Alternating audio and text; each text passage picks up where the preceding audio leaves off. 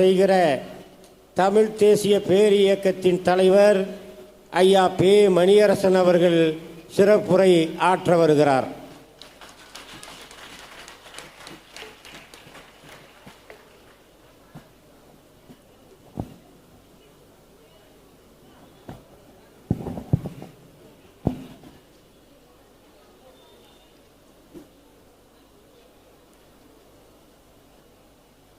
கூட்டரசு கோட்பாட்டு சிறப்பு மாநாட்டிற்கு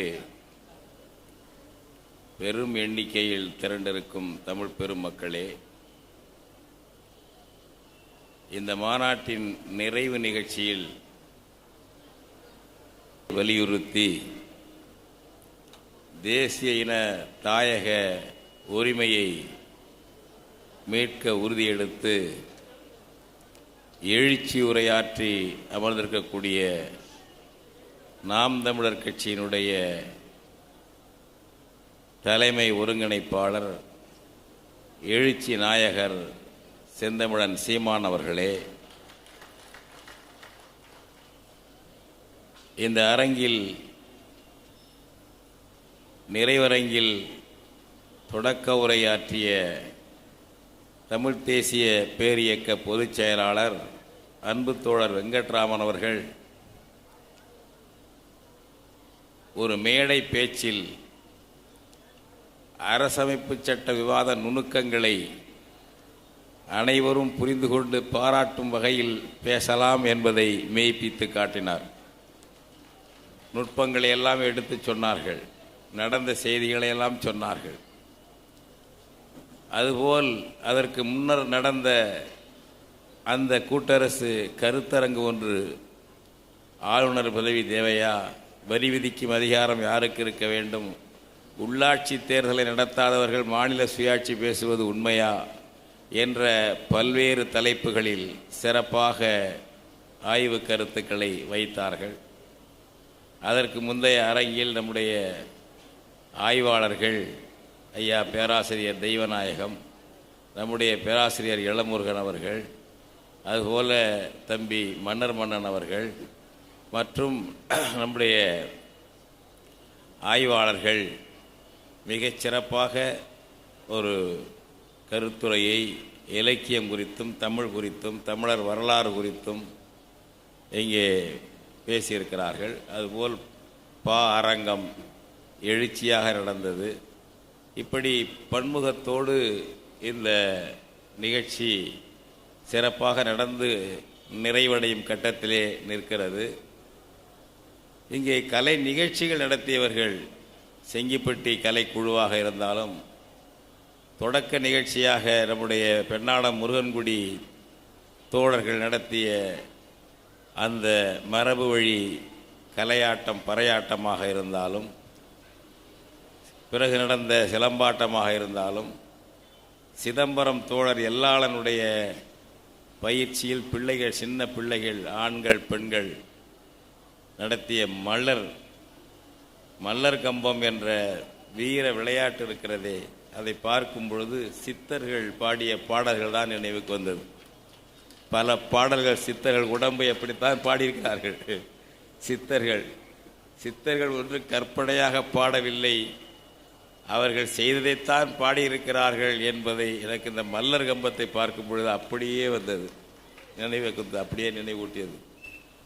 அப்படி ஒரு பன்முகத்தன்மையோடு நம்முடைய பிள்ளைகள், பெண் குழந்தைகள் அருமையான தமிழ்த்தாய் வாழ்த்தை, நம்முடைய பாவேந்தருடைய வாழ்வெண்ணில் செம்மையை செய்பவள் நீயே என்ற பாவேந்தர் பாடலைத்தான்,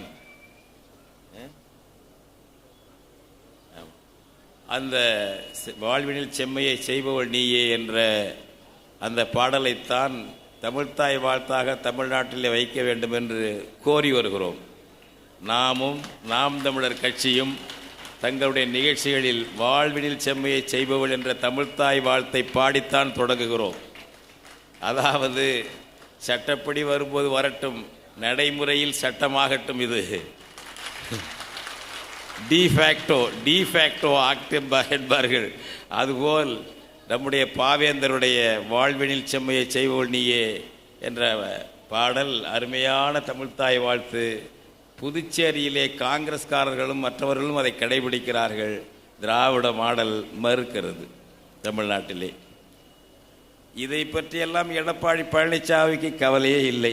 நாற்காலி தான், ஆரியமா திராவிடமா அதை பற்றி எனக்கு கவலை இல்லை. என் நாற்காலிக்கு எப்படி அரசியல் என்பதுதான். ஒரு பெரிய கட்சி, எதிர்கட்சி இதை பற்றியெல்லாம் பேசணும். தமிழ் இனத்தில் பிறந்துவிட்டு இதை பற்றியெல்லாம் சொல்லாத திமுகவினுடைய இன்னொரு பிராண்டாக இருந்து என்ன பயன்? அதிமுக. அதுபோல் அந்த நிகழ்ச்சியை பாடிய பிள்ளைகள், அதன் பிறகு பாடிய நம்முடைய பெண் பிள்ளைகள் அருமையாக பாடினார்கள். பாவேந்தர் பாடல்களையும் பாடினார்கள். அடுத்ததாக கண்காட்சி சிறப்பாக வைக்கப்பட்டிருக்கிறது. தமிழர் வரலாற்று கண்காட்சி. அந்த தொல்லியல் துறையிலே பணிபுரிகின்ற இளைஞர்கள், கல்வெட்டு பாடம் நடத்தக்கூடிய திரையன் போன்ற இளைஞர்கள், அவர்கள் சேகரித்த தமிழருடைய ஆயுதங்கள், கற்கள், படங்கள் இவையெல்லாம் தமிழர் வரலாற்று காட்சியாக இங்கே வைக்கப்பட்டிருக்கிறது. காலையிலே திறந்தோம். தமிழ் தேசிய பேரியக்கம் தமிழர் உரிமைக்காக, தமிழர் வாழ்வுக்காக, ஈழத் தமிழர்களுக்காக, காவேரிக்காக நடத்திய போராட்டங்கள் போன்ற பல போராட்டங்களை தமிழ் தேசிய பேரியக்க வரலாற்று கண்காட்சியாக அங்கே வைத்தார்கள். அது அங்கே சிறப்பாக நடந்தது. இப்படி பல்வேறு வேலைகள் இங்கே நடந்திருக்கிறது என்றால், இந்த கூட்டு அரசு கோட்பாடு என்பது ஒரு கூட்டு உறவு தோழமையோடு, உறவோடு இந்த வேலைகளை பலரும் பகிர்ந்து கொண்டார்கள். தஞ்சையிலே மட்டுமல்ல, தமிழ்நாடு முழுவதும், ஏன் வெளிநாடுகளில் உள்ளவர்களும் வலைத்தளங்களிலே பகிர்ந்தார்கள், இந்த செய்திகளை பகிர்ந்தார்கள். இப்பொழுதும் பார்த்து கொண்டிருக்கலாம். அப்படி பல பேருடைய உழைப்பு, வலைவழி வைத்திருக்கக்கூடிய நண்பர்கள், யூடியூப் வைத்திருக்கக்கூடிய நண்பர்கள் செய்தியை நன்றாக பரப்பினார்கள். இங்கேயும் வந்திருக்கிறார்கள். நமக்கு வேண்டியவர்கள், தமிழ் தேசிய கருத்துடையவர்கள், வேறு கருத்துடையவர்கள் என எல்லாருமாக சேர்ந்து இந்த மாநாட்டை முன்கூட்டியே, அதுவும் என்னிடம் சொல்லாமல், எனக்கு பிறந்த நாள் என்று அவர்களாக இந்த நிகழ்ச்சி என்னுடைய பிறந்த நாளுக்காக வைக்கப்பட்டது என்று எடுத்துக்கொண்டு விட்டார்கள். அது விபத்தான கோயின்சைடன்ட். அது அவர்களுக்கு தெரியாது. இந்த பிறந்தநாள் பக்கியவையெல்லாம் அவருக்கெல்லாம் அன்றைக்கி அந்த ஞாபகம் இல்லை. சனிக்கிழமை நல்லது, மறுநாள் ஞாயிற்றுக்கிழமை ஆறாமரை வீட்டுக்கு போயிட்டு வேலைக்கு போகலாம், திங்கக்கிழமைக்கு போகிறவர்கள் என்பதற்காக சனிக்கிழமை வைக்கப்பட்டது. அடுத்தடுத்து ஒரு பெரிய திருமண நிகழ்ச்சியெல்லாம் இல்லாத நாளாக இருக்கட்டும் என்று நினைத்து வைக்கப்பட்டது தான். அது பிறந்தநாள் வந்ததுனால பல பேருக்கு இயல்பாக அப்படி நாங்கள் நினைத்து வைத்திருந்தோமோ என்று கூட நினைக்கலாம். ஆனால் அது அப்படி இருந்தது. ஆனாலும் அந்த நிலையிலும் அந்த கருத்திலும் பலர் தங்கள் விருப்பப்படி கருத்துக்களை வழங்கினார்கள். அதில் நம்முடைய ராவணா தொலைக்காட்சி இருக்காரே தம்பி ஏகலைவன், என்னிடம் சொல்லாமல், யாரிடம் சொல்லாமல், என்னிடம் சொன்னது, கல்லூரி மாணவர்கள் ஒரு 5 பேர் கேள்வி கேட்பார்கள், நீங்கள் விடை சொல்ல வேண்டும் என்றுதான் என்னை அழைத்தார். அங்கே போனால்தான் முதல் நாள் தான் தெரிகிறது இது பிறந்த நாளுக்காக ஏற்பாடு செய்தது, செந்தமிழன் சீமான் அவர்கள் வருகிறார்கள் என்பதெல்லாம் எனக்கு முன்கூட்டியே தெரியாது.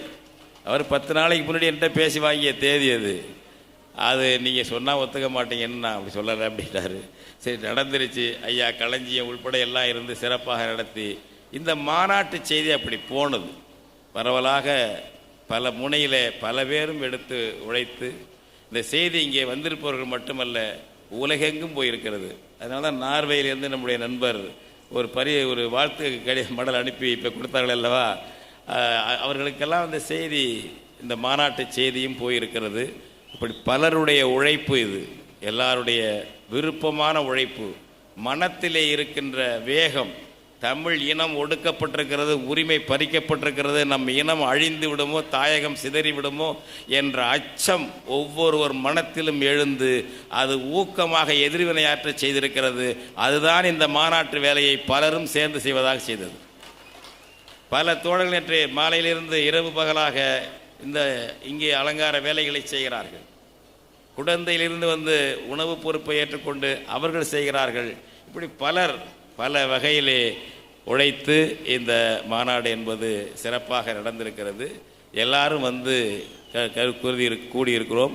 இதில் நாம் பேசக்கூடிய கருத்துக்கள் பேசியிருக்கிற கருத்துக்கள் தமிழ் உலகத்தில் தமிழர்களிடம் தாக்கங்களை உண்டாக்கி மாற்றங்களை விளைவிக்க வேண்டும். இதில் தொடர்ச்சி வேண்டும். பேசி விட்டுவிடக்கூடாது. இது தொடர்ச்சி வேண்டும். இதில் நாம் தமிழர் கட்சிக்கும் தமிழ் தேசிய பேரியக்கத்திற்கும் ஒத்த நிலைப்பாடு இருக்கிறது என்பது இப்பொழுது தெரிய வரும்பொழுது பெருமகிழ்ச்சியாக இருக்கிறது. தேர்தலில் நிற்கலாம், அது தவறல்ல. நிற்காமல் ஒப்படைத்துக் கொண்டு வேலை செய்யலாம், அதுவும் தவறல்ல. ஆனால் ஒருவரை ஒருவர் ஏதோ எதிரி போல் நினைத்துக் கொள்கிறார்களா மற்றவர்கள்? அப்படி நாங்கள் நினைத்துக் கொள்வது இல்லை. இதே கொள்கையை நாம் தமிழர் கட்சி முன்னெடுத்து பேசும் பொழுது இன்னும் கூடுதல் வீச்சு பெறும், கூடுதல் பரப்புக்கு போகும். மற்றவர்களும் எடுக்கலாம்.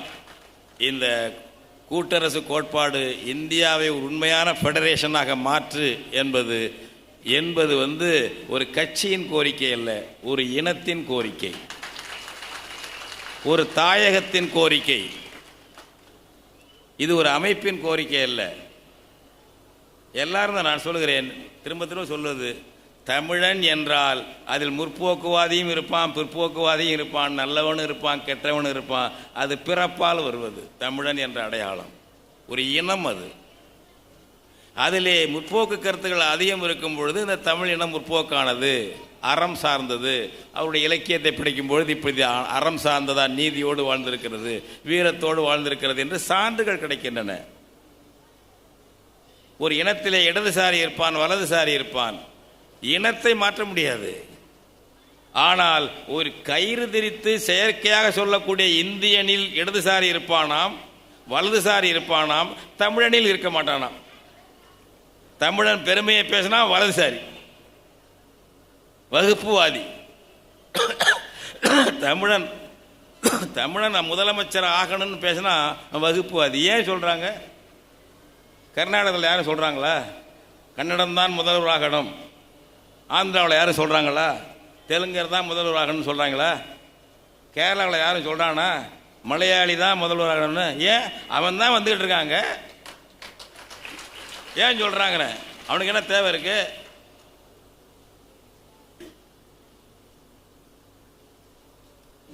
இப்ப இதனுடைய காரணங்களை அறியாம அவரு சும்மா இனம் பேசுவார்ப்பா. சரிப்பா, ஏப்பா பேசுறாரு? காளமாட்டு முதுகுல காக்கா ஏப்பா கொத்திக்கிட்டு இருக்கு, புண்ணு இருக்கு, எது கொத்திக்கிட்டு இருக்கு? ஏன் சொல்றாங்க? இந்த இனம் தாங்க, இந்த தமிழ் இனம் தான். இந்த புயலுக்கு அதை சொன்னார் பாருங்க ஐயா சீமான் சொன்னார், திரு இடம்னு ஒரு ஒன்று யார் நம்ம கனிமொழி சொல்லுது, எல்லாம் கடைசி கழிச்சு திரு இடம். நான் கேட்டேன் அதுதான், அது என்ன புறம்போக்கா அந்த இடம்னு கேட்டேன். யாரு? அருள்மொழியா? மன்னிக்க வேண்டாம், அருள்மொழி தான். அருள்மொழி திராவிட கழக வழக்கறிஞர், நல்லா பேசுறவங்க, ஆய்வு பண்ணக்கூடிய பொண்ணு, நல்லா மதிப்பு உண்டு. கடைசியில் அந்த அம்மா சொல்றாங்க, திரு இடம்னு வச்சு ஒரு இடம், அது மதிப்போட சேர்த்து திரு இடம்னு சொன்னாங்க. அந்த ஒரு இடங்கிறதுனா புறம்போக்கு இடமா? ஏண்டா 5000 ஆண்டுக்கு முன்னாடி தமிழ் நிலங்கிறாடுங்க, தமிழ்நாடுங்கிறான். எவனுக்கு இருக்குது? அருமையாக அதையெல்லாம் தோழர் கீவே அவர்களும் எடுத்து சொன்னார்கள். எவ்வளோ 1000 ஆண்டுக்கு முன்னாடி சொல்கிறான். புறநானூரில் தமிழகம்ங்கிறான், அகநானூரில் தமிழகம்ங்கிறான். பரிபாடல் சங்க இலக்கியத்தில் தண்டமிழ் வேலி தமிழ்நாடு. தமிழ்நாட்டுக்கு என்னடா எல்லைன்னா தன்மை பொருந்திய குளிர்ச்சியான தமிழ் பேசுகிற மக்கள் வாழக்கூடிய எல்லை தாங்கிறான். என்ன 18ஆம் நூற்றாண்டில் கண்டுபிடிச்சானே? ஐரோப்பாவில் அடி கண்டுபிடிச்சிருக்கலாம். எங்காலும் 3000 ஆண்டுக்கு முன்னாடி கண்டுபிடிச்சிட்டான். ஐரோப்பியர்கள் நீங்கள் மார்க்கெட்டு கிரிக்கெட்டு போய் கிடப்பீங்க. அந்த மாதிரி ஒரு இனம், இயற்கையான ஒரு இனத்தில் அவர்கள் சொந்த தாயகத்திலேயே ஒரு தலைவராக வர முடியவில்லை, ஒரு முதல்வராக வர முடியவில்லை. வேற்று இனத்தார் தான் வர முடிகிறது. வரலாம் வேற்று இனத்தார், நான் அவர்கள் தான் வருவார்கள், தமிழன் வரவே முடியாது அப்படின்னா என்னன்னு கேட்குறேன். அதை விட்டுட்டு இருப்பாங்களா? அதனால இங்கே நம்ம நான் பாருங்க, சிபிஎம்ல தமிழ்நாடுன்னே சொல்ல மாட்டாங்க, தமிழ் மாநிலம் என்பார்கள். தமிழ்நாடுன்னு சொன்னால் அது பிரிவினைவாதம், இனவாதம், இன வெறி. சொல்கிற ஆள் பூரா தமிழன், தமிழச்சிக்கு பிறந்த கூட்டம். எப்படி மூளையை மாற்றி வச்சுக்கிறாங்க பாருங்க. பிராமண தலைவர்கள் மாற்றி வச்ச மூளை அது. தமிழ்நாடு என்று நாங்கள் பார்லிமெண்ட்லேயே தீர்மானம் கொண்டு வந்தோம். எல்லாம் கொண்டு வந்தீங்கப்பா. 70களுக்கு பிறகு என்னாச்சு கதை? 70களுக்கு பிறகு அவ்வளவு மோசம். தமிழ்நாடுன்னு சொல்லக்கூடாதான், தமிழ் மாநில கமிட்டின்னு போடுவாங்க. இப்போ எப்படின்னு தெரியல. ஆனால் சிபிஐ தமிழ்நாடுன்னு போடும், சிபிஎம் தமிழ் மாநில கமிட்டின்னு போடுவாங்க. இப்படி போடுறவங்களை அனுமதிக்கிறானே அவன் தமிழன் தமிழச்சியா? அனுமதிச்சு தானே இருக்கிறோம் நம்ம. முற்போக்குன்னு கம்யூனிஸ்ட் லெனின் தான் தேசிய இனங்களுடைய உரிமை பற்றி சிறப்பாக சொல்லி நடைமுறைப்படுத்தி காட்டினார் சோவியத் யூனியனில். ரஷ்யன் அந்த நாட்டில் குடிமகனுக்கு இனப்பேர் இருந்தது, நேஷனாலிட்டி. அதை சொல்லக்கூடாது. இன்னமே சோவியத் குடியரசு குடிமகன் சொல்லுங்கன்னு சொன்னார்.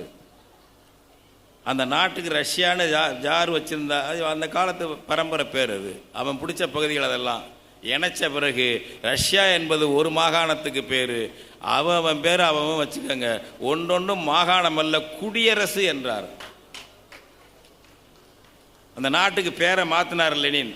Union of Soviet socialist republics, Soviet சோசியலிச குடியரசுகளின் ஒன்றியம் என்று நாட்டின் பெயரை மாற்றியவர் கம்யூனிஸ்ட் ஆசான் லெனின்.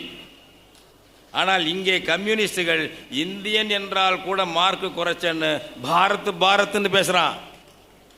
டெல்லியில் போய் பாருங்க, கம்யூனிஸ்ட் ஆபீஸ்ல பாரதிய கம்யூனிஸ்ட் பார்ட்டின்னு போர்டு இருக்குங்க. இங்கே கம்யூனிஸ்ட் பார்ட்டி ஆஃப் இந்தியா, இங்கே வடநாட்டில் டெல்லியில எல்லாம் பாரதிய கம்யூனிஸ்ட் பார்ட்டி. யார் பாரதிய? ஆரிய புராண கதாபாத்திரம். இந்த பாரதன்னு வர வேண்டியிருக்குன்னு கேட்டவங்க யாரு? இந்து மகாசபை, RSS. இந்திய அரசமைப்பு சட்டத்தை எழுதும் பொழுது பாரதத்தை இந்தியான்னு சொல்லக்கூடாது, இதை பாரதம் என்று தான் சொல்ல வேண்டும் என்று உண்ணாவிரதம் இருந்தார்கள், ஆர்ப்பாட்டம் நடத்தினார்கள். அப்போ தான் சமரசமாக இந்தியா என்கிற பாரதம் என்று மாற்றினாங்க. காங்கிரஸுக்கு அந்த கொள்கை தான். ஆரிய பிராமண ஆரிய வைசிய இந்தி ஏகாதிபத்தியவாத கட்சி காங்கிரஸ். அதனுடைய திமிரெடுத்த தம்பி பாஜக. ஆரிய பிராமண ஆரிய வைசிய ஆரிய இந்தி ஏகாதிபத்தியவாத கட்சிகள் இதெல்லாம். இப்போ நீங்கள் எடப்பாடி பழனிசாமி எப்போ எடுத்தாலும் பாருங்க, நம்முடைய பாரத பிரதமர் நரேந்திர மோடிஜியும் பாரு. வெக்கம் இல்லை உனக்கு? இந்தியா என்று சொல்றது பரவாயில்லை, இருக்கிறான்னு சொல்லிட்டு போகிறோம். அவன் சொல்ற பாரதத்தை ஏத்துக்கிறிய, என்ன அர்த்தம் அது? இன்னைக்கு வரலும் மதராஸ் சொல்லிட்டு இருக்கான். டெல்லிக்கு போனீங்கன்னா மதராசிங்கிறான் நம்மள, இந்திக்காரன். தமிழன்னு சொல்றது இல்லை, மதராசி டெல்லியில் வடக்க. ஏன் இந்த பாரதம்? அவனுடைய புராணத்தை நீ ஏத்துக்கிற, அவன் தான் தலைவன், அவனுக்கு கீழே நீ சூத்திரன், நீ பஞ்சமன் என்பதை ஏத்துக்கிற. பாரதம் என்று நீ சொன்னால் உன்னை நீ சூத்திரன் என்றும் பஞ்சமன் என்றும் ஏற்றுக்கொள்கிறாய் என்று பொருள். அந்த முற்றிலும் இந்த இந்தியாவை கைவிட்டு பாரதம் கொண்டு வர போறான். இந்தியா என்பதிலாவது சிந்து நதி அடையாளம் இருக்கு. சிந்து நதியை வச்சு தான் இந்தியான்னு சொன்னாங்க கிரேக்கர்கள். இண்டு, அவனுக்கு எஸ் சவுண்ட் இல்லையா முதல் எழுத்துல. கிரேக்கர்கள் ஹிந்துன்னா ஈரானியர்கள், அதான் ஹிந்துஸ்தான். அப்படி இப்படிலாம் வந்து தான் இந்தியான்னு வந்திருக்கு. ஒரு வியாபார கம்பெனியின் பேர் இந்தியா என்பது, வேற ஒன்றும் இல்லை. லண்டனில் பதிவு செய்யப்பட்ட வெள்ளைக்கார வணிக கம்பெனியின் பெயர் தான் East India company. East India company வியாபார பேரை தான் வச்சுட்டான். என் நாட்டுக்கு கூடாது அவன் வச்சான்.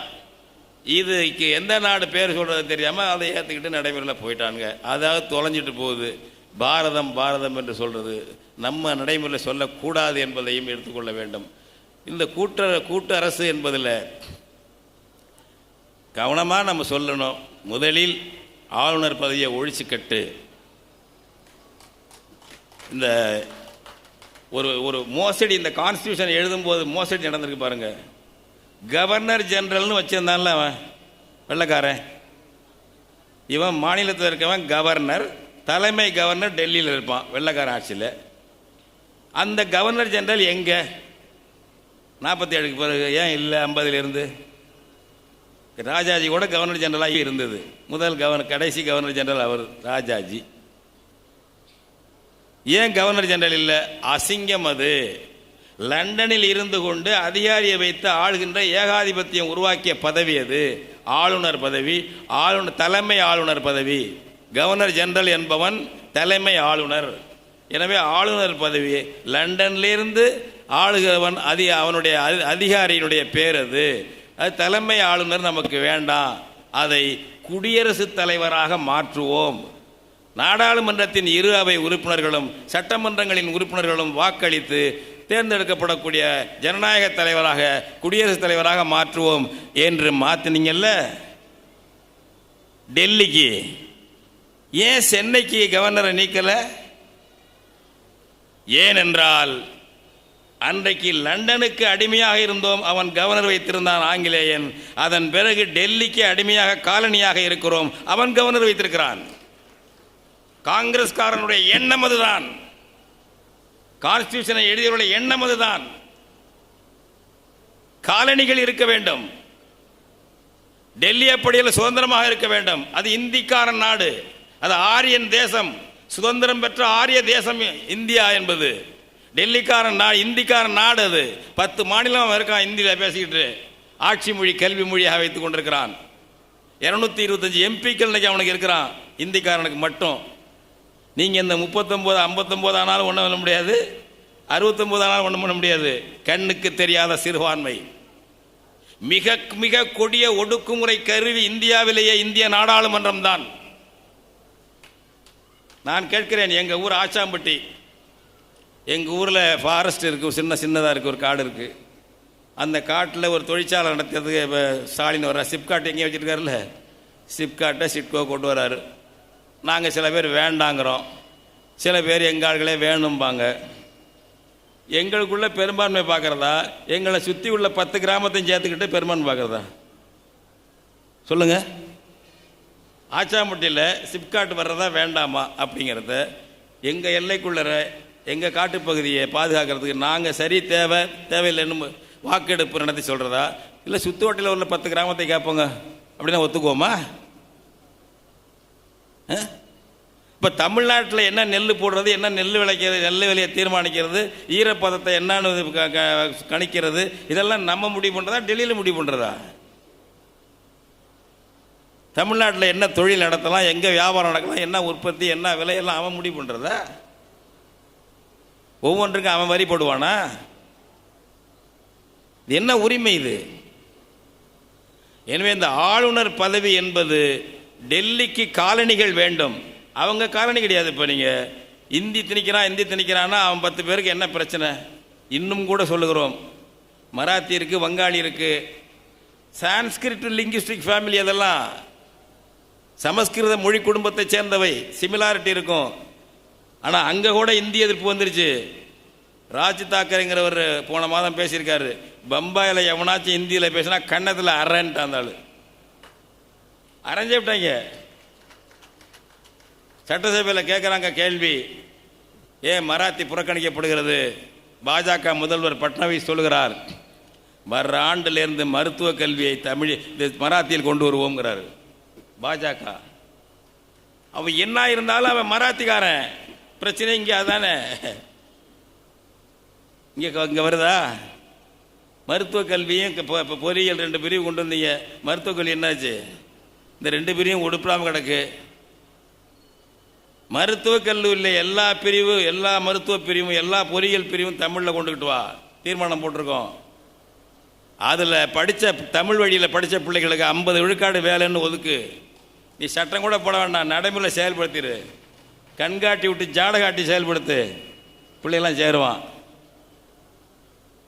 ஒரு பாஜக பட்னாவிஸுக்கு இருக்கு, அந்த ஊரில் நிர்பந்தம் இருக்கு, மராத்தியில் தான் மருத்துவ கல்வியை கொண்டு வரணும் அப்படின்ட்டு. ஏன் தமிழ்நாட்டில் இல்லை? இதை எவ்வளோ பேர் கேட்கிறோம்? நாமளே முந்தி கொண்டு இங்கிலீஷ் மீடியத்தில் பிள்ளைகளை படிக்க வைக்கிறோம். நம்ம மனநிலையை உருவாக்கி விட்டார்கள். அவர்கள் இவ்வளோ குறை சொல்கிறோம், நம்ம வீட்டு பிள்ளைகளை தமிழ் வழியில் சேர்க்க போகிறோமா? தமிழ் வழியை சீரழித்து விட்டார்கள்.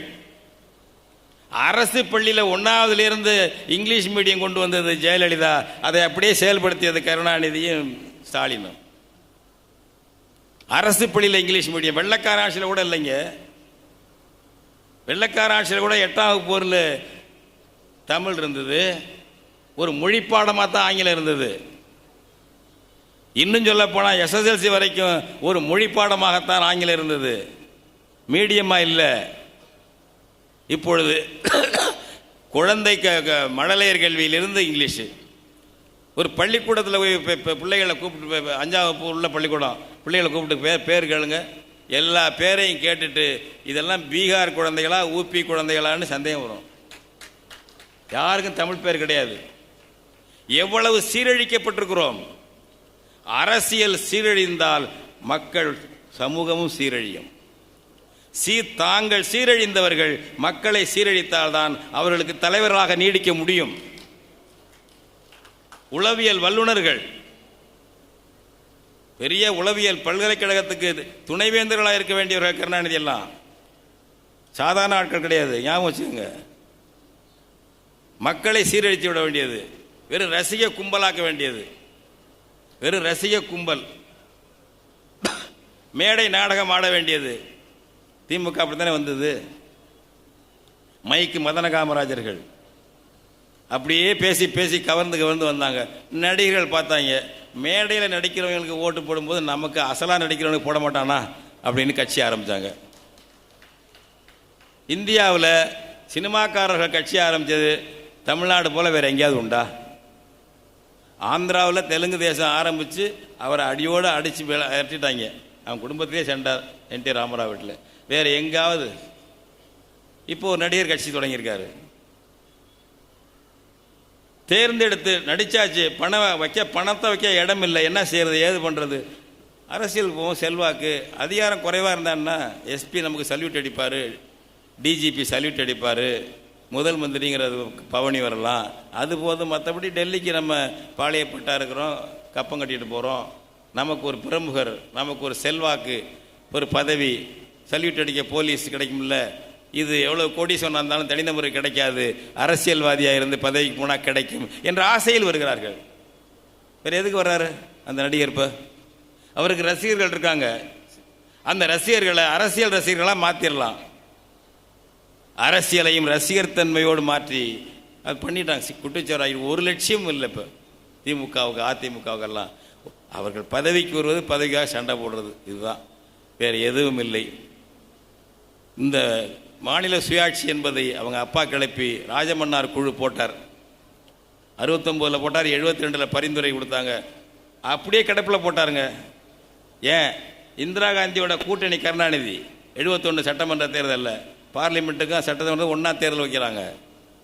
எனவே இந்திரா காந்தியோட கூட்டணி என்றவுடன் மாநில அதிகாரத்துக்காக போட்ட ராஜமன்னார் குழு பரிந்துரையை அப்படியே ஊற வச்சார்.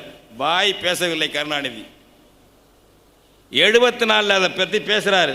ஏன்? 72 அதிமுக அமைக்க எம்ஜிஆருக்கு மறைமுக தூண்டுதலாக இருந்தது இந்திரா காந்தி.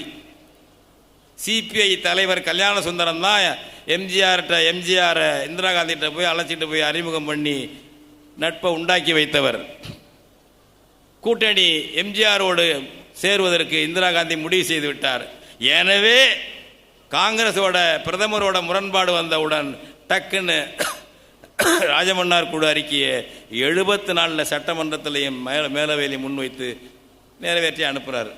நிறைவேற்றி அனுப்பியவர் அதை பற்றி அதன் பிறகு பேசவே இல்லைங்க, பேசவே இல்லை. ராஜமன்னார் சொல்ல அந்த அறிக்கையில் 356 நீக்கணும், மாநில அரசு கலைஞருடைய பிரிவை நீக்கணும், அது மாதிரி உள்ள 365 நீக்கணும், IAS IPS அதிகாரிகள்லாம் அவன் போடக்கூடாது, அந்த அந்த கேட்டகரியை காலி பண்ணிடணும், அதெல்லாம் தமிழ்நாடு மாநிலமே போட்டுக்கணும் என்ற பரிந்துரைகள் இருக்குது. பெருசாக அவங்க ஒன்றும் அதுக்கு மேலே பண்ணிடலை. அதை என்னைக்காவது பேசியிருக்காரா கருணாநிதி? இன்னைக்கு வரல ஸ்டாலின் பேசுகிறாரா ராஜமன்னார் குழுவில் இப்படி சொன்னாங்கன்னு? தெரியாதா? தெரியும். அதெல்லாம் தெரிஞ்சாக்க நீங்கள் நாளை கேட்பீங்க, தமிழன் தமிழச்சிக்கு அறிவு வந்துடும், விழிப்புணர்ச்சி வந்துடும். இந்த ஆளுக்கு பதில் சொல்ல முடியாது, சந்தர்ப்பவாதிக்கு, முகாம் மாறுற நபருக்கு. எனவே அந்த ஞானம்லாம் வந்துடக்கூடாது தமிழன் தமிழச்சிக்கு என்பதில் கருணாநிதியும் எச்சரிக்கையாக இருந்தார், மகன் ஸ்டாலின் எச்சரிக்கையாக இருக்கிறார். ஏன் சொல்ல வேண்டியது? அதை படிக்க மாட்டியே? என்னென்ன பாட்டெல்லாம் எழுதி தர்றாங்க, பாவேந்தர் பாட்டெல்லாம் எழுதி தர்றாங்க உங்களுக்கு ஆள்கள். நீ சொல்ல மாட்டாங்களா? நீ ராஜமன்னார் குழு அறிக்கை என்னைக்காவது பேசியிருக்கீங்களா? ஏஎல் முதலியார், சென்னை பல்கலைக்கழக துணைவேந்தர் 25 ஆண்டுக்கு மேலே இருந்தவர், லட்சுமண சாமி முதலியார் உறுப்பினர். அதில் சந்திரா ரெட்டி தலைமை நீதிபதியாக இருந்தவர் ஆந்திராவில், உறுப்பினர். அதில் ராஜமன்னார் நீதிபதியாக இருந்தவர் தான். ஏஎல் முதலியார் அதில் சொல்லுகிறார், பேசுகிறார், இந்த அரசமைப்பு சட்டம் என்பது ஒரு ஃபெடரேஷன் அல்ல, இது ஒரு யூனிட்டரி ஸ்டேட்டு தான், ஒற்றையாட்சி தான், ஃபெடரேஷன் போல் தோற்றம் அளிக்கும் என்கிறார் ஏஎல் முதலியாருக்கு. அவர் என்ன தமிழ் தேசியவாதியா? இயல்பாக உலக அரசியல் சட்டங்களை படித்தவர் சொல்லுகிறார். அவர் எப்போ இந்த கமிட்டியில் சொல்லுகிறார், ரிப்போர்ட் ஆகிருக்கிறது, ராஜமன்னார் குழுவில் பேசியிருக்கார். அதை இதெல்லாம் கருணாநிதி பண்ணிக்க பார்க்க மாட்டார், அதை பேசுகிறாரா? இன்னைக்கு இவ்வளோ சண்டை இந்த ரவி, ஆர்எஸ்எஸ் ரவியோட சண்டை இருக்குன்னு சொல்கிறீங்கல்ல, ஆர்எஸ்எஸ் ரவியோட இப்போ பேசும்போது கூட என்ன சொல்கிறாரு துணைவேந்தர் கூட, எனக்கு ரவிக்கு தனிப்பட்ட பகை ஒன்றும் கிடையாது, நாங்கள் நல்லா தான் இருக்கிறோம், அப்புறம் வேறு என்ன தான் பகை உனக்கு? லட்சிய பகை. லட்சிய பகைன்னா ஆளுநர் பதவி வேண்டான்னு சொல்ல வேண்டியதானே? ஆட்டுக்கு தாடி எதற்கு நாட்டுக்கு ஆளுநருக்கு அண்ணா கேட்டார், இதுதான் மோசடி அடுக்குமொழி. இதில் ஏமாறுறான் தமிழன் தமிழச்சி. ஆட்டுக்கு தாடி எதற்கு, நாட்டுக்கு ஆளுநர் எதற்கு? ஆட்டுக்கு தாடினால என்னங்க ஆபத்து சொல்லுங்க, ஒப்பிடலாமா? ஊமை சொல்லலாமா? ஏண்டா ஆளுநர் பதவி என்பது ஓனாய் பதவி, அது சொல்ல உனக்கு துணிச்சல் இல்லை அல்லது கொள்கை இல்லை. தமிழனை ஏமாத்துறதுக்காக ஆட்டுக்கு தாடி எதற்கு, ஷேவ் பண்ணி விட்டு வா, அதுக்கு ஒன்றும் வலிக்காது. இதை மயங்கிறது அண்ணா அண்டே சொன்னார், அண்டா அண்டாவை சொன்னார். இந்த மாதிரி ஊமைகள் சொல்வது, ரசிகர்களை மாற்றி விடுறது, கும்பலை கைதட்டுற ரசிகர்களை மாற்றுறது, அப்புறம் நைஸாக எஜமானுக்கு சல்யூட் போட்டு அவன் கொடுக்குற பதவியை அடைஞ்சிக்கிறது. இதுதான் திராவிடம், திராவிடத்துடைய மாநில சுயாட்சி, வேறு எதுவும் கிடையாது. இப்போ ஒரு எடுத்திருக்காரு ஸ்டாலின், தந்திரத்தை பாருங்க. உச்சநீதிமன்ற நீதிபதி குரியன் ஜோசப் தலைமையில் குழு போட்டிருக்காருல்ல, எப்போ அவங்க இறுதி அறிக்கை தருவாங்களாம்? 2 ஆண்டு கழிச்சு. 2026 தேர்தலெல்லாம் முடிஞ்சு 2 ஆண்டு கழிச்சு. எதுக்கு? இடைக்கால ஒரு அறிக்கை தருவார்கள், அப்புறம் இறுதி அறிக்கையை 2 ஆண்டு கழிச்சு. கமிஷன் போட்டேன், ஒரு கமிட்டி போட்டேன்னு மக்கள்கிட்ட கணக்கு காட்டுறதுக்கு. அவங்க ஏதாவது தப்பித்தவரி உண்மையிலேயே உரிமைகளை ஏதாவது கேட்கலான்னு சொல்லிவிட்டாங்க, ஆபத்தாச்சேன்னு இப்போ சொல்லாத என்ன வாய் அடைக்கிறதுக்கு 2 வருஷம் கழிச்சு அதை அப்படியே போட்டுருவாங்க.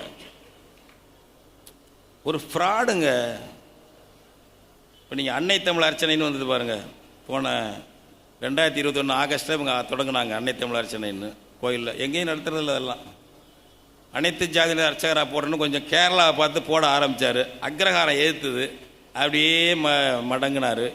உயர்நீதிமன்றத்தில் அக்ரஹாரத்துலேருந்து வழக்கு போட்டானுங்க மயிலாப்பூரில் இருந்து. அந்த வழக்கில் அக்ரஹாரத்துலேருந்து வைக்கிறாங்க, ஐயர்கள் கோரிக்கை வைக்கிறாங்க, ஆகம கோயிலில் ஆகமப்படி அவாள் தான் இருக்கணும், ஐயர் தான் இருக்கணும். ஆகமம் இல்லாத கோயிலில் வேணால் இந்த சூத்திரால் போக்குவரத்து 10 ஜாதி இருக்கலாம், அதனால் ஆகம கோயிலில் அக்ரஹாரத்துலேருந்து உள்ளவங்க தான் இருக்கணும், அதுதான் ஆகமம் சொல்லுதுன்னு சொல்லிட்டாங்க அவங்க வக்கீல். அது இல்லை, அப்படிலாம் ஒன்றும் இல்லை, அப்படி சொன்னாலும் அது செல்லாதான்னு சொல்லிட்டான் சுப்ரீம் கோர்ட். ஏற்கனவே ஆகமம் அப்படி சொல்லுகிறது என்று சொன்னாலும் கான்ஸ்டியூஷன் ஆர்டிக்கிள் 14க்கு அது பொருந்தாது, அதை எடுத்துக்க மாட்டேன்னு சொல்லிட்டான் சுப்ரீம் கோர்ட்டில். ரஞ்சன் கோகோய் சொல்லிட்டான். 72 அதுக்கு முன்னாடி இந்த கருணாநிதி அர்ச்சகர் போட்டார்ல தமிழ் அர்ச்சகர் தமிழர்களை, அந்த 72லையும் சுப்ரீம் கோர்ட்டில் சொல்லிட்டான். அதையெல்லாம் அப்படியே மறைச்சிட்டாங்க. அப்படி எந்த ஆகமும் சொல்லவில்லைன்னு சொல்கிறான் ரஞ்சன் கோகோய் சுப்ரீம் கோர்ட்டில். 2015 நினைக்கிறது டிசம்பரில். எல்லாம் தமிழ்நாட்டுக்கு வந்த வழக்கு தான். அதுவும் சாதி பார்த்துத்தான் அர்ச்சகரை நியமிக்க வேண்டும் என்று எந்த ஆகமும் சொல்லவில்லை. இந்த மொழியில் தான் அர்ச்சனை செய்ய வேண்டும் என்று எந்த ஆகமும் சொல்லவில்லை. ஒரு கால் அப்படி ஏதாவது சொல்லி இருந்தால் அது செல்லாது, ஏனெனில் இந்திய அரசமைப்பு சட்டத்துக்கு எதிரானது. இதை எடுத்து பல தடவை போட்டோங்க. அப்புறம் அவன் கேட்குறான், மயிலாப்பூர்காரன் கேட்குறான்னு சொல்லி ஆகம கோயில் அப்படின்னா, நம்ம ஒரு வக்கீல் இருந்தார், பேர் என்ன, அவர் போயிட்டார். அவர் இப்போ ராமனை கொண்டாந்து போட்டாங்க, ராமன் பேரனை. சண்முக சுந்தரம் அட்வொகேட் ஜெனரல் வந்து கருத்து கேட்குறாரு. இந்த கம்பெனிக்கிட்ட ஸ்டாலின் போக்குவரத்து கேட்டுறாங்க. அவங்க என்ன சொல்கிறாங்களோ அதை கேட்டுட்டு போயிடுங்க. டக்குன்னு கோர்ட்டில் என்ன சொல்கிறாரு, தமிழ்நாடு அரசு சார்பில் சண்முக சுந்தரம் என்ன சொல்கிறார், அட்வொகேட் ஜெனரல், நீங்கள் பார்த்து அந்த ராஜஸ்தான்காரர் தான் அப்போ இருந்தார், சீஃப் ஜஸ்டிஸாக இருந்தார், நீங்கள் பார்த்து முடிவு செய்யுங்கன்னாரு. அவன் பார்த்தான் ரிட்டையர் ஆகல ஆள், அவரும் அக்ரஹாரம் ஆர்எஸ்எஸ் இருக்கு. சரி, ஆகம கோயில் என்னான்னு பார்த்து ஒரு ஆய்வு பண்ணுவோம், எது எது ஆகம கோயில் எது எது ஆகமம் இல்லைன்னு ஆய்வு பண்ணுவோம். ஆகமம் இல்லாத கோயிலில் எல்லா ஜாதியும் போட்டுக்கலாம் தகுதி உள்ளவங்கள, ஆகம கோயிலில் என்ன ஜாதி சொல்லுதோ அதை மத்தி மட்டும் போடுவோன்னு முடிவு பண்ணிக்குவோம். இப்போ ஆகம கோயில்களில் நீங்கள் வந்து ஆய்வு பண்ணுறதுக்கு இந்த கமிட்டி போடுவோன்னு ஒரு கமிட்டி போட்டாங்க. 2 வருஷம் ஆச்சு அந்த கமிட்டி போட்டு. எங்கேயாவது வேலை செய்கிறானா, ஆய்வு பண்ணுறானா?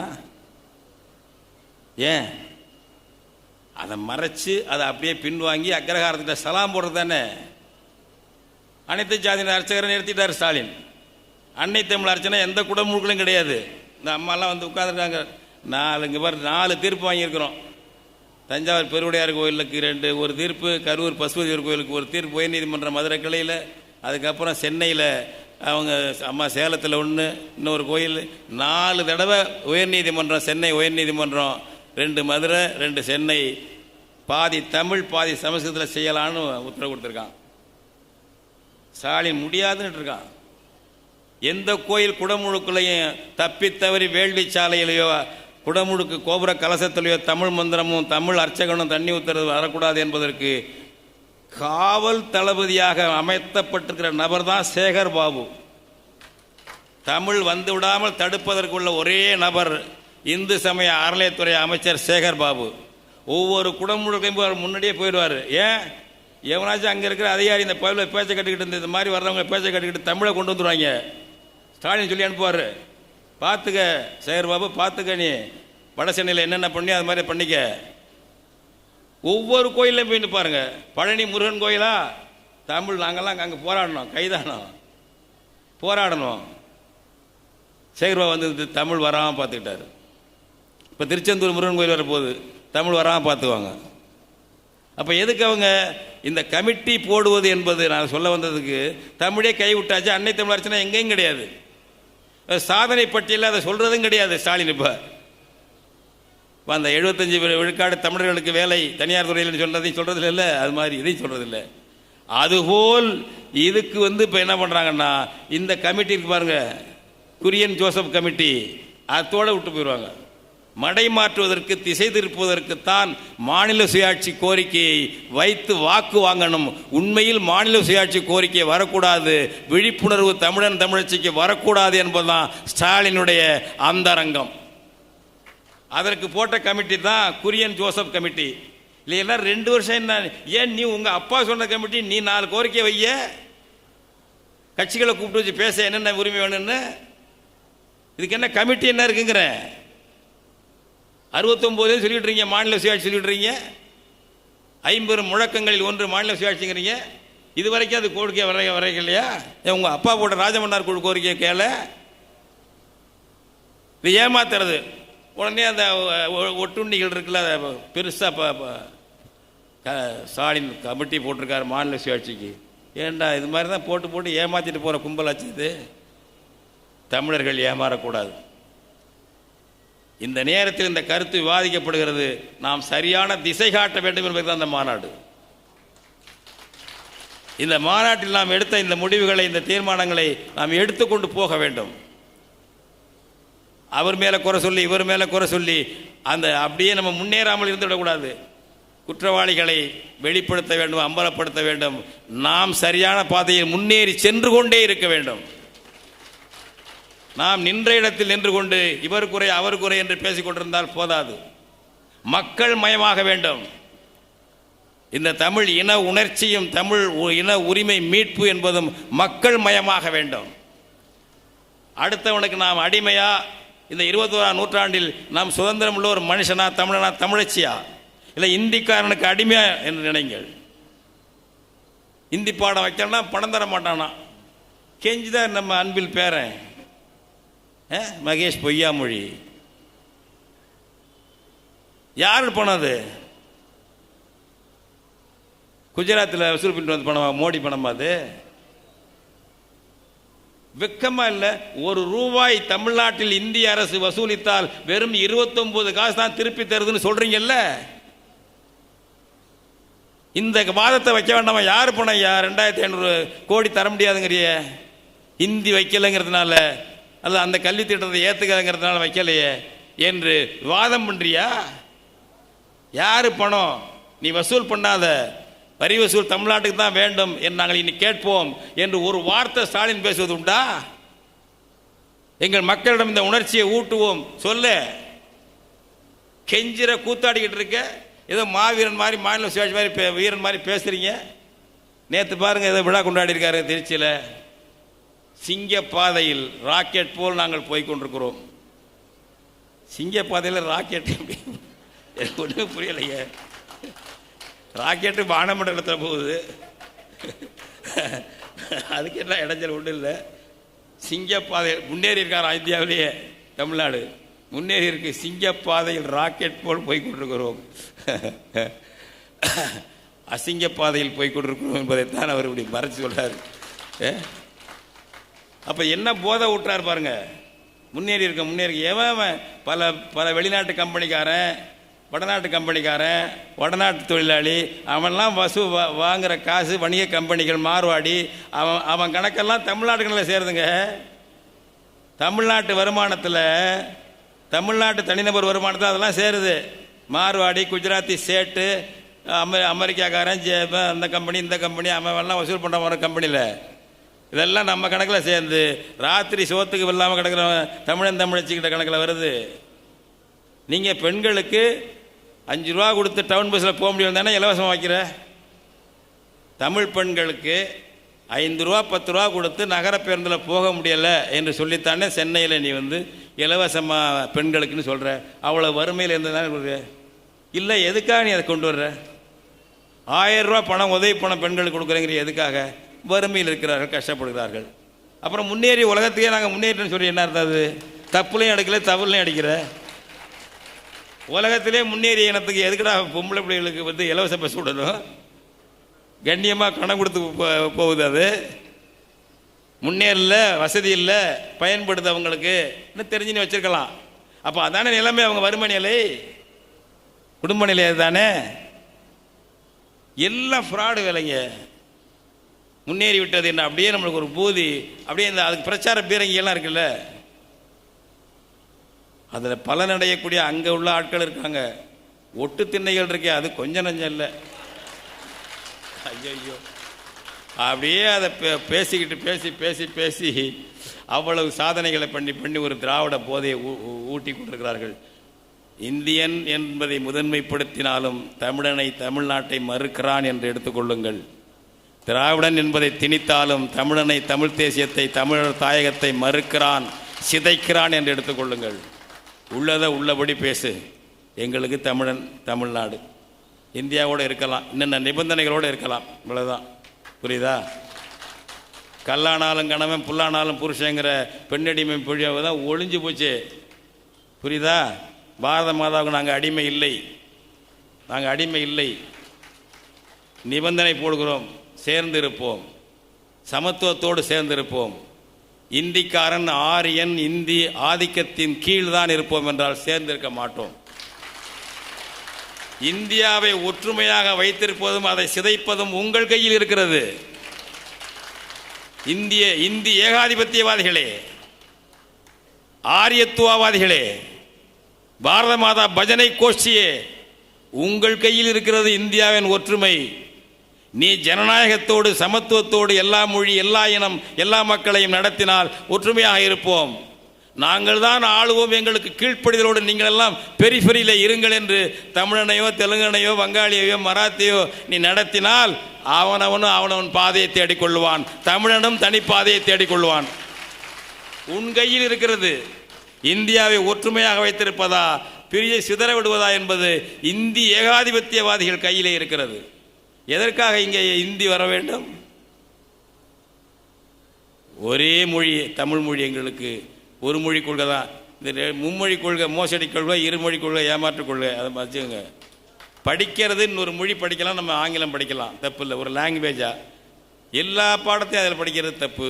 அது மாதிரி பல்வேறு கருத்துக்களை வைத்து இந்த அரசமைப்பு சட்டத்தில் என்னென்ன மாற்றங்கள் நீக்கங்கள் வேண்டும் என்ற விஷயங்கள் எல்லாம் பேசுவோம், இன்னும் பேசுவோம். இது ஒரு தொடக்கம். கருத்தரங்குகள் அங்கங்கே நடக்கட்டும். இந்த கான்ஸ்டியூஷனை வச்சு எல்லாம் நடக்கட்டுங்க, மனம் விட்டு பேசலாம். இப்போ இந்த புதிய கல்விக் கொள்கை வந்த உடனே கல்விக் கொள்கையை பற்றி நம்ம ஐயா ஜவஹர் நேசன் உட்பட எவ்வளவோ பேர் கருத்தரங்கு நடத்தி எவ்வளோ கருத்துக்களை உருவாக்குனாங்க. இப்போ இங்கே நம்ம தம்பி இவர் பேசினார், உள்ளாட்சி பற்றி அருமையாக பேசினார். அவர்களாம் களத்தில் செயல்பட்டு இருக்காங்க. அந்த மாதிரி நம்ம இந்த அரசியல் சட்டத்தை பற்றி அங்கங்கே கருத்தரங்குகள் நடத்துங்க, எழுதுங்க. நம்ம உரிமைகள் உலக நாடுகள் என்ன ஃபெடரேஷன் எப்படி இருக்குது என்பதையும் பாருங்கள். நமக்கு அதை விட தனித்தன்மையான விஷயங்கள் நம்மகிட்ட இருக்குது. அவன்லாம் ஒரு காரணத்தில் ஒன்றா இருக்கான். இப்போ யுஎஸ்ஏ என்றால் எல்லாருக்கும் பொதுமொழி இங்கிலீஷாக போயிடுச்சாங்க. தனித்தனி நாடாக இருந்தாங்க, அவன் பொதுமொழி இங்கிலீஷ் இல்லை. அப்பொழுதே அவன் இன்னும் கூடுதல் நெருக்கமாக இருக்கலாம், ஆனாலும் அவன் ஒரு ஃபெடரேஷனை வச்சுருக்கான். இப்போ சுவிட்சர்லாந்து என்றால் எல்லாம் அந்த ஓரம், ஜெர்மனி ஓரத்தில் ஒதுங்கினது, பிரான்ஸ் ஓரத்தில் ஒதுங்கினது, அப்புறம் இத்தாலி ஓரத்தில் ஒதுங்கினது, அப்புறம் இன்னொரு மொழி. இது ஒரு மையம், இது அவங்களுக்கு ஒரு கூட்டாட்சி. இப்படி விசேஷத்தன்மை இருக்கிறது. ஜெர்மனியில் வச்சுருக்கான் ஃபெடரேஷன். அவங்க ஏழு அரசுகள் இருந்த இடம் அது. பிரஷ்யாலாம் தனியாக கடைசி வரலும் இருந்தது. அப்புறம் தான் பிஸ்மார்க்கெல்லாம் சேர்த்தாங்க. அதனால் அவங்க இயல்புலேயே ஒரே மொழி தான் ஜெர்மன் மொழி, ஆனால் ஃபெடரேஷன் வச்சுருக்கான். அந்த நாட்டுக்கு இப்பொழுதும் பேர் எஃப்ஆர்ஜி தான், ஃபெடரல் ரிப்பப்ளிக் ஆஃப் ஜெர்மனி என்று வைத்திருக்கிறார்கள், கூட்டாட்சி வைத்திருக்கிறார்கள். அதுபோல நம்ம கனடா என்று இருக்கிறது என்றால் அவன் 4-5 மாநிலம் வச்சுருக்கான். ஒரு மாநிலம் கியூபெக், ஃப்ரெஞ்சு பேசுகிறவங்க, பாக்கியெல்லாம் இங்கிலீஷ் பேசுகிறவங்க தான். அவன் ஒரு ஃபெடரேஷன் வச்சுருக்கான்.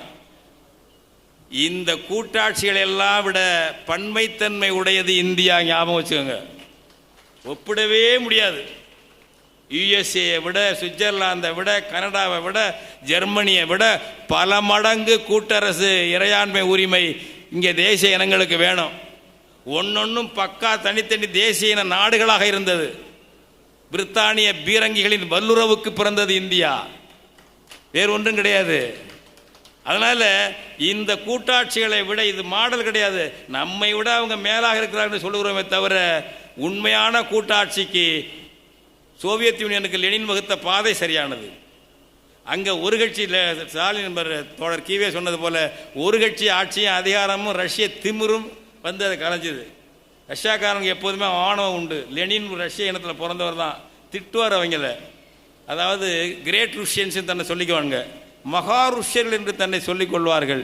ஜார்ஜியராகிய ஸ்டாலின் மகா ருஷ்யரை விஞ்சிய மகா ருஷ்யராகிவிட்டார் என்று ஸ்டாலினுடைய, இந்த மோடி மாதிரி ஸ்டாலின் குஜராத்தி இந்திக்காரனா இருக்கார்ல, அது மாதிரி ஜார்ஜிய இனத்தை சேர்ந்த ஸ்டாலின் கட்சிக்கு நாட்டுக்கு தலைவரான உடனே அதிதீவிர ரஷ்யன் ஆகிவிட்டார். மற்ற எண்ணங்களை மதிக்கிறதில்லை. இது உடம்பு சரியில்லாத இருந்த லெனினுக்கு தெரிஞ்சு குறிப்பு அனுப்புகிறார். ஏன்ப்பா அந்த பள்ளிக்கூடத்தில் அவன் தாய்மொழியில் ஏன் வாத்தியார் இல்லைன்னு கேட்குறான், நீ வைக்க வேண்டியதாடே அப்படிங்கிறதுக்கு. அதுக்கெல்லாம் எனக்கு காசு இல்லைன்னு ஏன் சொல்கிற? அப்படி உனக்கு அதுக்கெல்லாம் அவனுக்கு சம்பளம் கொடுக்க காசு இல்லைன்னா அவனை தனியாக விட்டுரு, அவன் நாடு நடத்திக்கிட்டோம். லெனின் எழுதுனதுங்க ரஷ்யாக்காரன், மிக மிக உத்தமமான மனுஷன். அப்போ தான் சொல்கிறாரு லெனின், ஜார்ஜிய இனத்தில் பிறந்த ஸ்டாலின் மகாருஷ்யரை மிஞ்சிய மகாருஷ்யராக செயல்படுகிறார் என்று சாடுறாரு. குஜராத்தில் பிறந்துட்டு மகா இந்திக்காரனா நடந்துக்கிறாங்கல்ல, அமித்ஷாவும் மோடியும், அது மாதிரி அங்கே ஜோசப் ஸ்டாலின். அப்படியெல்லாம் அந்த மயக்கத்தில் இருக்க வேண்டியதில்லை. நாம் அதை விட கொஞ்சம் சோவியத் யூனியனில் இருந்தது. அந்த ஆணவம் இல்லை என்றால் அவங்க இன்னும் இருப்பாங்க. 72 வருஷம் இருந்தாங்க, அவங்க 72 ஆண்டு சேர்ந்து இருந்தாங்க. அது ஒன்றும் மாற்றம்லாம் இல்லை. அது ரஷ்ய இன ஆதிக்கமும் ஊடுருவலும் வந்த பிறகு அவங்க பிரிஞ்சு போனாங்க. அப்படி இல்லாமல் அந்த முன்மாதிரி மாதிரி ஒரு நல்ல முன்மாதிரியை கேட்கணும். இப்போ நீங்கள் நம்ம கேட்குறோம்னா ஒப்பீட்டளவில் அங்கே கூட இருக்கிறதுனால சொல்கிறாங்க, யுஎஸ்ஏ மற்ற சுவிட்சர்லாந்து, அதெல்லாம் முன்மாதிரி அல்ல. முன்மாதிரினா சோவியத் யூனியன் தான். அதில் வந்து தவறுகளை திருத்திக்கலாம். அப்படி ஒரு கூட்டரசு வேண்டும், ஒரு கூட்டரசு இந்திய கூட்டரசாக வேண்டும் என்பதுதான். அதுதான் இந்தியா நிலைப்பதற்கு வழியே தவிர வெறும் இராணுவத்தை வைத்து வெறும் சட்டத்தை வைத்து இந்தியாவை காப்பாற்றிட முடியாது. ஞாபகம் வச்சுக்கோங்க. வருங்கால தலைமுறையெல்லாம் அப்படியே ஏற்றுக்குன்னு சொல்ல முடியாது. அடுத்து இந்த நாள், இந்த கூட்டரசு, இந்த நாள் இன்னைக்கு செந்தமிழன் சீமான் அவர்களும் இதை ஏற்று சிறப்பாக சொல்லியிருக்கிறார்கள். மற்றவர்களும் இதை பற்றி பேசுங்க, விவாதம் பண்ணுங்க. இதை நாம் வளர்த்து கொண்டு போகணும், எல்லாத்தையும் கொண்டு போகணும்.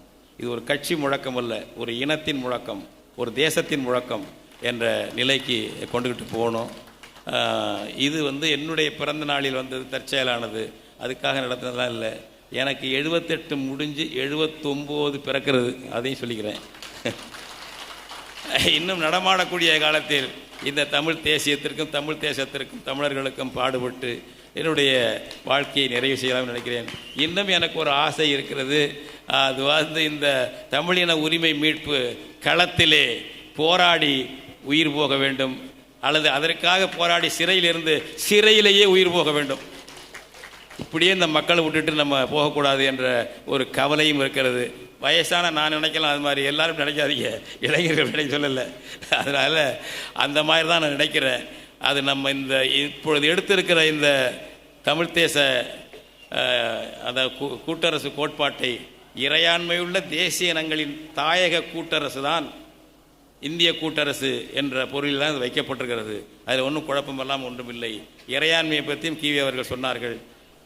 அன்னி பெசன்ட் மீது வழக்கு போட்டாங்க, வெள்ளக்கார ஆட்சியிலே போட்டாங்க. அந்த அம்மா அங்கே வந்தபோது இறையாண்மை பற்றி அந்த அம்மா பேச்சு, ஒரு வீட்டுக்கு இறையாண்மை உண்டுன்னு பேசுனாங்க அந்த அம்மா அன்னி பெசன்ட். சாவரின்ட்டி ஒரு வீட்டுக்கு உண்டு, வீட்டு உரிமையாளர் அனுமதி இல்லாமல் வீட்டுக்கு நுழைய முடியாது. அதனால் சாவரின்ட்டி இறையாண்மை என்பது பல வடிவங்களில் பல நிலைகளில் செயல்படுகிறது. தமிழ் தேசத்திற்கும் இறையாண்மை வேண்டும், எல்லா தேசங்களுக்கும் வேண்டும். இறையாண்மை உள்ள தேசிய இனங்களுடைய கூட்டரசாக, கூட்டமைப்பாக இந்தியாவை மாற்ற வேண்டும் என்ற கோரிக்கையை முன்வைத்து தொடர்ந்து கொண்டு போவோம். கலந்து கொண்ட உங்கள் அனைவருக்கும், இதற்கு ஒத்துழைப்பாக இருந்த எல்லா தரப்பினருக்கும், உலகதழிய வாழக்கூடிய தமிழர்களுக்கும் தமிழ் தேசிய பேரியக்கத்தின் சார்பில் பாராட்டுக்களை, நன்றிகளை தெரிவித்துக் கொள்கிறேன். நன்றி, வணக்கம். ஐயா அவர்களுக்கு மிக்க நன்றி. தமிழர் தேசிய கழகத்தை தலைவர் தோழர் ராஜசேகர் அவர்கள் ஐயா பிரேமா அவர்களுக்கு சிறப்பு செய்து நினைவு பரிசினை வழங்குவார்கள்.